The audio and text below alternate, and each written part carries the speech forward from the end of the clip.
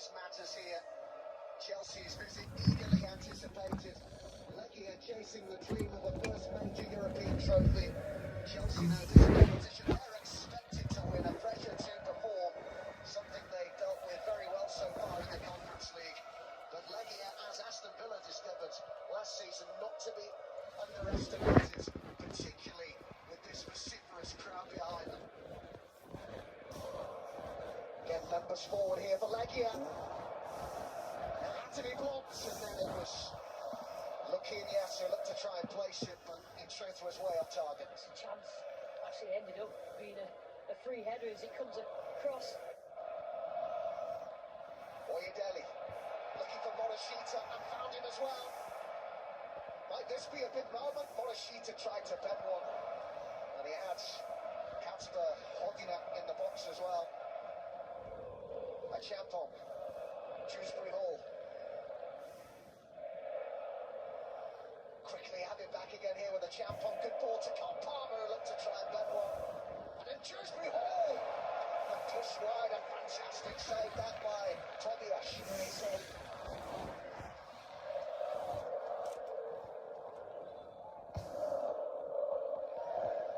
Palmer spied into him but controlled it well. There's plenty in the box here as Shrewsbury Hall got his head to it. Free header, Shrewsbury Hall, that was well worked. It's just been so few and far between where they've got themselves in front of goal. Chelsea. Gusto, James, puts one in there. And a chance for Chelsea right at the start of this second half. Madueke again. Over towards Sancho. Knocked down for Gusto. Came out here to Reece James and pushed away and in. Tyree George does it for Chelsea. The effort from Reece James pushed out and George did the rest. His first senior goal, and we've just seen how much it means to him. Could be another opportunity here. Madueke in the box. And there's a second. Much better from Chelsea in this second half. That tucked home with ease by Madueke. Hodina. Oh, that's not a bad ball at all. And there's danger here for Chelsea, but it's poor in the end from Kun. It's a terrific run as well from Connie. Madueke. Still Madueke. Tyree George in there again, and Shrewsbury Hall will hit it on the volley. Now, certainly the connections Not bad. was good, wasn't it? But just over.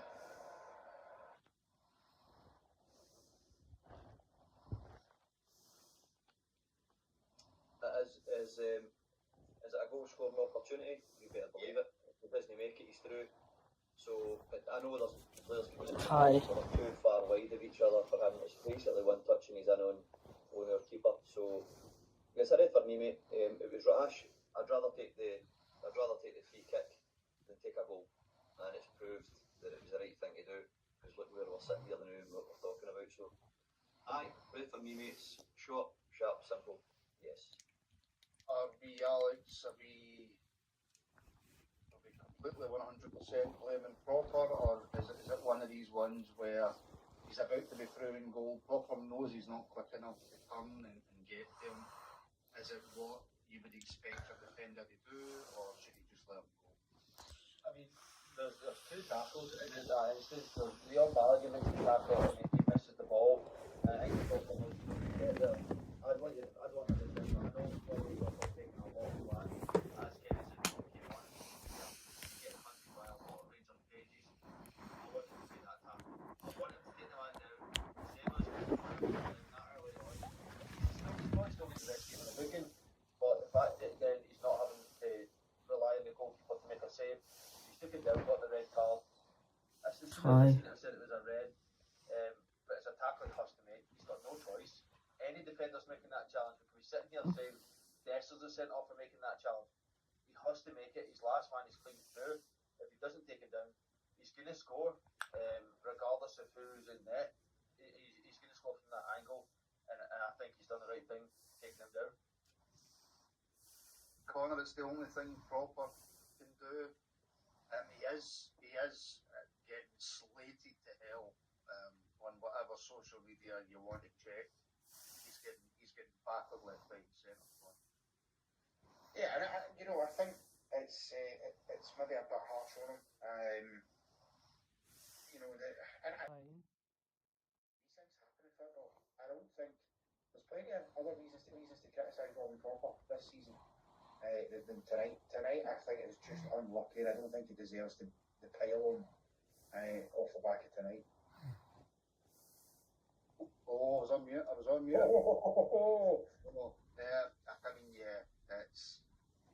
There's a comment there. Can't even find it now. Kevin, there's a super chat, Kenny. Thank you very much, Kevin. And I've got your other one there. I'm going to bring them in. Don't worry. Was red card, but Proper doesn't deserve the hate criticism from fans. It's football. Yeah, I agree with that. But that also in the same breath, though, Kenny, doesn't stop me from saying it's not. We've been saying it for a long, long time. It's just unfortunate the fact that it's him that's made the challenge, because if it was the opposite way around and Balogun was the one at the other side and it was Proper missed it and Balogun done it, would he be getting as much ping as what Proper was? No, because we've already made our mind up on the fella. He's decent enough in Europe sometimes. In the league he's terrible. So we'd already made our mind up. So I think if it was roles reversed, he wouldn't be getting the criticism. As Connor rightly said there, it's football. That happens. And I think there's a comment there saying they should have just let him go. Really? The guy was clear through. If he lets him go, Kenny, then the pile-on's coming regardless. You better believe it. So yeah, it should never have been let go. I'm agreeing with Alex there. You take him out. You take one for the team. Try and make sure you don't get it outside the box, and let's see what the rest does. I'm not so sure about there was a comment there and all about the kind of sin bin idea as well. That can cause all sorts of problems as well, which it rightly did. And I'm not so sure that's great for football.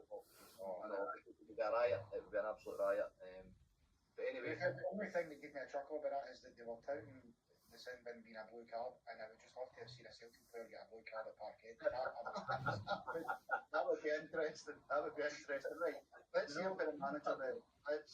Oh fuck, here we go. Interesting. See, you said there, Kenny, that if Proper had missed the challenge of Balogun and took him out, Balogun's one sitting off. I think Proper still gets the flack for missing the challenge. So I think he would have still got the flack anyway. It just so happened to be that it was Proper, and he's really not liked right now by the Rangers fans because he's not good enough. And I think he was getting flack regardless. If he took him out and then he gets the red, he's getting the flack. If he's the one that misses the challenge, he gets it. So I think he's right now he's in a no-win situation, Robin Proper. Yeah, I agree. Yeah. Right, let's hear from the manager. He must be so pleased with the character and the fighting spirit tonight. Yeah, that's a lot more like it. That's what I expect from my group of players. And that's a proper Rangers performance. At times it wasn't pretty. It's difficult when you go down to 10 men against a very good team, but I thought individually and collectively they fought for one another, and I'm sure the fans in the stands appreciated that. Yeah, it shows the defensive resilience, as you say, to hold a very good athletic team to very little with sub 10 now. Yeah, that's been an issue, conceding goals, really soft goals at times, but I thought the defenders put their bodies on the line, and that's what I expect. But it just wasn't the defenders, I thought, into the midfield and up top. Everybody worked for one another, and when you get that, you tend to get positive results. And then when you've got 3, 4 or 5 that aren't prepared to do that, like it was at the weekend, then you suffer. But listen, I've got to give the boys credit, especially playing 80 minutes plus, 12 minutes added on. They put a lot of effort into it, and also going down to 9 men with Duge. So yeah, overall, really positive. It's half time. We just need to see how everybody recovers now, because there's a few that are really struggling. But listen, I said to them, that's what I expect now going forward. Yeah, and that moment from Liam Kelly as well, it was very vital coming in with these 2 months. Yeah, I watched it back and look, it did connect with Dougie's hand, there's no doubt about that, but he wasn't looking at it. But listen, the referee gave the penalty and Kale stepped up with a brilliant save, so delighted for him. We often speak about this Ibrox crowd, they often push the players over the line, but they really kept the team in the game tonight. Brilliant. Come through the door, the fans, even with a couple of tough results, the fans have always stuck behind us, and I thought tonight they were just immense. You mentioned there a couple of injuries, obviously Bailey going off, Dujon going off. Do you have an early update on any of them? Well, Bailey got a knock in the back of his neck. He's fine now.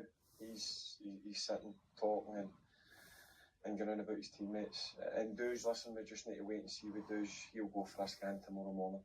Yeah, and just looking ahead to next week, it's all to play for now in Bilbao, isn't it? Yeah, I'm not looking forward to next Thursday. I'm looking forward to Sunday.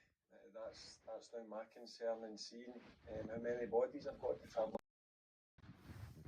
I like that, Kenny. I must admit, see that. I'm not looking forward to next Thursday. I'm looking forward to Sunday. I like that. Yeah, I think he's Sunday. However, having said that, I'm not really 100% bothered. I am, right? But if we have to cause more injuries, I'd rather play a few of the kids and go for Thursday. I know it's controversial, but it's far more important in my eyes than 3 points in the league. And it's controversial, but it's my opinion. Connor, I think a lot of people will agree with that. I'm looking at the comments that we've got incoming tonight. There's a lot of people just saying, play the B team, play the B team. Obviously, Taylor Rice came down with an knock, and he's back for the second leg. I'm kind of right now, as we sit here at 8 minutes to 11 on a Thursday night, I'm thinking to myself, don't play Raskin, don't play Tav, don't play Balogun, you know, don't play players who you can't afford to lose for the second leg on at Audrey, and you know, we need to try and give them one back for, you know, all the times they decide to look. But there's also the fact that they'll be extra motivated, Arlene, because should Celtic win on Saturday, then us dropping any points on Sunday will officially crown them champions this weekend. Now, the league's already gone. Right, I don't think any fan cares. But I know, but I don't want them to win the league via us losing to Aberdeen, because there'll be title parties in the streets of Aberdeen as well that night. You know, that's exactly what Aberdeen would love to do. See, the thing is, Conor, right, and I'm going to come straight back to you on that, right? I genuinely, right, because the league gives a monkeys, and that just annoys them even more. We won't, until we're out the Europa League, we won't even think about the league, and that will just rub them up the wrong way. See, Right, worried about tonight, hoping to be absolutely. Rather than what's happening on Sunday. Because we have been absolutely minging in the league corner, I do not think on Sunday, whether we win, lose or draw, whether they win the league on Sunday the following week, a single Rangers fan will give a toss who we play on Sunday. No, I don't disagree with you. That is, you know, clearly the Europa League is more important. It's the only thing that we can actively compete for. You know, and I am desperate to see us get through to that semi-final. You know, because you look at it and you go, well, Man United or Lyon. Now, the British Football Romanticism Assembly says, give us Man United or 2 legs in a semi-final. Not a problem. You know, we went down there and we were unlucky to walk away from Old Trafford with nothing. We just fell asleep in the last minute, and it obviously cost us. Lyon, we played in the group stage. They thumped us at Ibrox, so would be nice to try and give them one back as well. But just getting there financially for the club as well with this takeover would be huge. And so I really hope that we do. You know, if Barry Ferguson left us in that note, build him a statue. You know what I mean? But obviously, well, it's more important next week. It is. But I suspect there will be changes on Sunday. If I was Barry, why not start Danilo on Sunday? Why not just give him the run out? Because Igaman and Dessers are clearly going to be more important to him in Europe than Danilo. We've seen that with the fact they never appeared. So that's what I would be doing. Yeah, like give Dio 60 minutes, give Souttar 60 minutes just to get Cortez as well, James Bannatyne said. play Yeah. Cortez, play Fernandez, play McCausland, you know, do not risk Cherny Just whatsoever. someone in goal, just for the sake of it. Jason Munn in goal. Just Say whatever you want. But back to the game tonight, Alex, if See we if you can. play any of these players on Sunday, right? Aberdeen will purposely try and injure every one of them. That is what their game plan will be. Injure them so they cannot play on Thursday away to Bilbao. So if you play any of them, like you're saying, if you play Igaman, you play Cherny, you play Raskin, their job will just be go out there and hurt them. If you get a red card, so be it. But go out there and hurt them so they can't play. And that's why you can't risk them tonight. Yeah, you can't. I wouldn't be playing anybody on Sunday. Definitely not. Bailey Rice, Alex, what did you make of him tonight? I thought he actually had a very good game. He stuck to the game plan of just defending. He was getting in amongst tackles, getting the ball away. Just very unlucky to get the injury that he got. Obviously, as Barry said, it was to the back of the neck, so you can't risk that at all. But he's not done himself any disservice tonight. He was very good on that part. The fact he had to defend for about 30-40 minutes because we were down to 10 men just showed that he actually can put the shift in.